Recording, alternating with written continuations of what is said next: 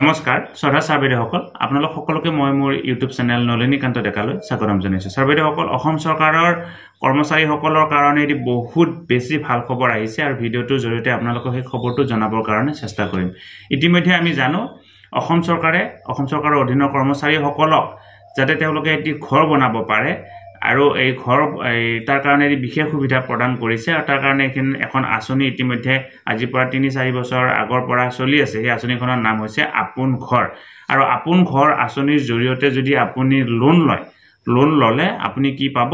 অসম চৰকাৰৰ তৰফৰ পৰা 1% সাবসিডি পায়, অৰ্থাৎ যিমান ইন্টাৰেষ্ট হয় ইন্টাৰেষ্টৰ 1% ইন্টাৰেষ্ট অসম চৰকাৰে বহন কৰে। গতিকে এইটো এটা সুন্দৰ সুবিধা। ধৰা হল আপুনি ঘৰ বনাবৰ কাৰণে বেংকৰ পৰা যদি লোন ল'বলগীয়া হয় আপুনি সম্পূৰ্ণ লোন দিব লাগিব, কিন্তু এই আপোন ঘৰ স্কিমৰ জৰিয়তে যদি লোন লয় তেতিয়াহ'লে যিমান ইন্টাৰেষ্ট হ'ব ইন্টাৰেষ্টৰ আপুনি কিছু অৰ্থাৎ 1% ইন্টাৰেষ্ট আপুনি ৰেহাই পাব।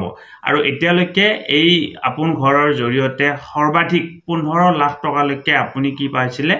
লোন পাবৰ কাৰণে সক্ষম হৈছিল। অৰ্থাৎ এজন অসম চৰকাৰৰ অধীনৰ কৰ্মচাৰীয়ে সৰ্বাধিক 15 লাখ টকালৈকে আপোন ঘৰৰ জৰিয়তে লোন ল'ব পাৰিছিলে আৰু তাৰ পৰা তেওঁলোকে ঘৰ এটা বনাব পাৰিছিলে। শেহতীয়াকৈ অসম চৰকাৰৰ এই কেবিনেট বৈঠকত এটি সিদ্ধান্ত গ্ৰহণ কৰা হৈছে যে কি আগতে এতিয়ালৈকে যিমানবিলাক লোন লোৱা হৈছিলে তাৰ 1% যিটো সাবসিডি আছে সেই সাবসিডি ইতিমধ্যে মুকলাই দিয়া হৈছে আৰু নতুনকৈ আন এটি সিদ্ধান্ত গ্ৰহণ কৰা হৈছে। এতিয়াৰ পৰা এই লোনৰ পৰিমাণ 15 লাখৰ পৰা 30 লাখলৈ বৃদ্ধি কৰা হৈছে। অৰ্থাৎ এতিয়াৰ পৰা অসম চৰকাৰৰ কোনোবা কৰ্মচাৰীয়ে যদি আপোন ঘৰ স্কিমৰ জৰিয়তে লোন ল'ব বিচাৰে, আগতে সৰ্বাধিক যিহেতু 15 লাখলৈকে ল'ব পাৰিছিল, এতিয়া সৰ্বাধিক 30 লাখলৈকে লোন ল'ব পাৰিব আৰু 30 লাখলৈকে লোন ল'লে যিমান ইন্টাৰেষ্ট হ'ব তাৰ 1% ইন্টাৰেষ্ট কি কৰিব? অসম চৰকাৰে ৰেহাই দিব। অৰ্থাৎ আগতে যদি তেখেতে 50,000 টকাৰ ৰেহাই পাইছিলে এতিয়া তেখেতে 1 লাখ টকা পৰ্যন্ত ৰেহাই পাবৰ কাৰণে সক্ষম হ'ব। উদাহৰণ হিচাপে কৈছোঁ। গতিকে আপোনালোকে যদি কোনোবা বিশেষ ব্যক্তিয়ে আপোন ঘৰ লোন ল'ব বিচাৰে আপোনালোকে বেংকৰ লগত যোগাযোগ কৰিব আৰু তাৰ কাৰণে কিছু বিশেষ তথ্য লাগে। ইয়াক লৈ ইতিমধ্যে আমি আগতে ভিডিঅ' প্ৰস্তুত কৰিছোঁ। বিশেষকৈ ম্যাদী মাটিৰ প্ৰয়োজন হ'ব, নিজৰ নামত থকা ম্যাদী মাটিৰ প্ৰয়োজন হয় বা দেউতাকৰ নামত থাকিলেও নিশ্চয় হ'ব। এইখিনি বিশেষকৈ আপুনি বেংকৰ লগত যোগাযোগ কৰি ল'ব। গতিকে এইটো যেহেতু এটা সুবিধা আছে, বেলেগত আপুনি পাৰ্সোনেল লোন ল'লে বা আন লোন ল'লে যিমান পইচা ভৰিব লাগিব, আপোন ঘৰৰ লোনৰ জৰিয়তে লোন ল'লে আপুনি কিছু হ'লেও যিহেতু সাবসিডি পাব, আপুনি ইয়াৰ জৰিয়তে লোন লৈ এটি সুন্দৰ ঘৰ বনাব পাৰিব। ভিডিঅ'টোৰ জৰিয়তে এইখিনি কথা ক'লোঁ।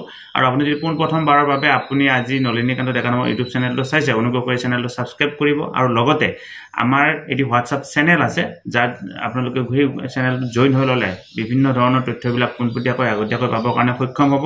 আৰু এটি ফেচবুক পেজ আছে, পেজটো জইন হৈ ল'লেও আমাৰ বিভিন্ন ধৰণৰ খবৰসমূহ আপুনি পোনপটীয়াকৈ আগতীয়াকৈ পাবৰ কাৰণে সক্ষম হ'ব। ভিডিঅ'ৰ ডেছক্ৰিপশ্যনত লিংক দিয়া আছে, অনুগ্ৰহ কৰি আপুনি লিংকত ক্লিক কৰি জইন হৈ ল'ব বুলি আশা কৰিলোঁ। ধন্যবাদ। শ্ৰদ্ধা ছাৰবেদেউসকল, নলিনীকান্ত ডেকা নামৰ ইউটিউব চেনেলটো হৈছে এটি শিক্ষামূলক ইউটিউব চেনেল।